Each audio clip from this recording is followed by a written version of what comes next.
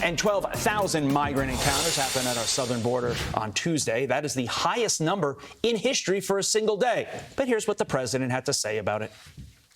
Extreme Republicans are playing chicken with our national security, holding Ukraine's funding hostage to their extreme partisan border policies. I made it clear that we need Congress to make changes to fix what is a broken immigration system, because we all know it's broken. And I'm willing to do significantly more. Arizona Congressman Andy Biggs joins us now. Congressman, good morning to you. Just to put that number into context, 12,000 migrant encounters in a single day. Take a listen to something former DHS Secretary Jay Johnson said in 2019. Listen to this. I know that 1,000 overwhelms the system. I cannot begin to imagine what 4,000 a day looks like. So we are truly in a crisis. And now we are at 3 times what Jay Johnson said he couldn't even imagine would be like. We're at 12,000 instead of 4,000. The president yesterday blamed Republicans. What's your response to that?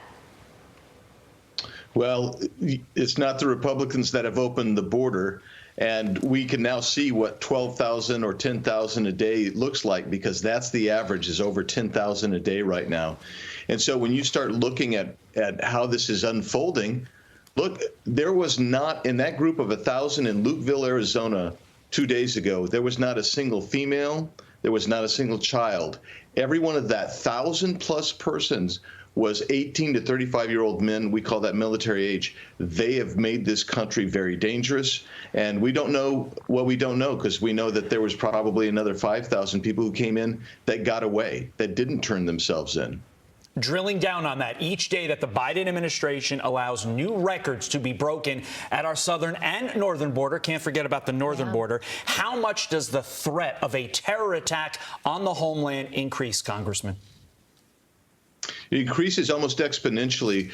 In the briefings that I've had recently, they've acknowledged that Venezuela, for instance, has ties with Hezbollah and Hamas.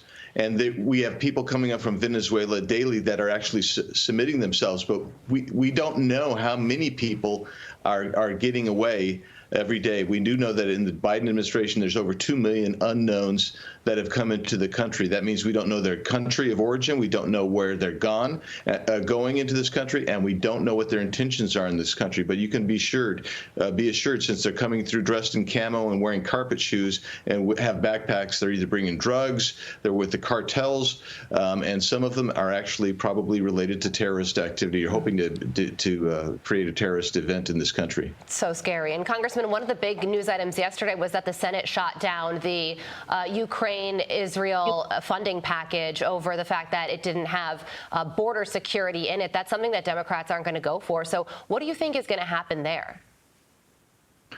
Well, I think that they need to break it up into separate bills. We've already funded out of the House Israel, but beyond that, there needs to be measurable metrics on reduction of the influx, this invasion that's happening. You have to bring that under control before you start giving it out to other nations like Ukraine.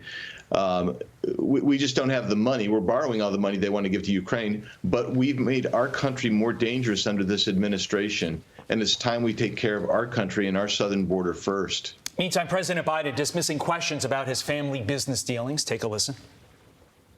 Can you explain to the Americans amid this impeachment inquiry why you interacted with so many of your son and brother's foreign business associates? I'm not going to comment on that. I did not, and it's just a bunch of lies. You didn't interact with many of their business associates? I did not. There's lies. 20 seconds left to you, Congressman. People often have outbursts like that when they are caught in a lie. Isn't that right? That's exactly right. Look, we have testimony, sworn testimony of more than 20 contacts that he had with Hunter Biden's business clients, and there was always money transferred into the Biden family operations after those contacts by Joe Biden. So I'm not sure who's lying. Well, actually, I am sure who's lying. It isn't the people who swore under oath, right? Yeah, right. Meantime, Abby Lowell, Hunter's attorney, apparently thinks a subpoena is a wish list to Santa and not a legally enforceable document. He's trying to get this thing public. Not going to happen. Can't fight it. Deposition. Congressman Biggs, thank you very much. I'm Steve Doocy. I'm Brian Kilmeade. And I'm Ainsley Earhart. And click here to subscribe to the Fox News YouTube page to catch our hottest interviews and most compelling analysis.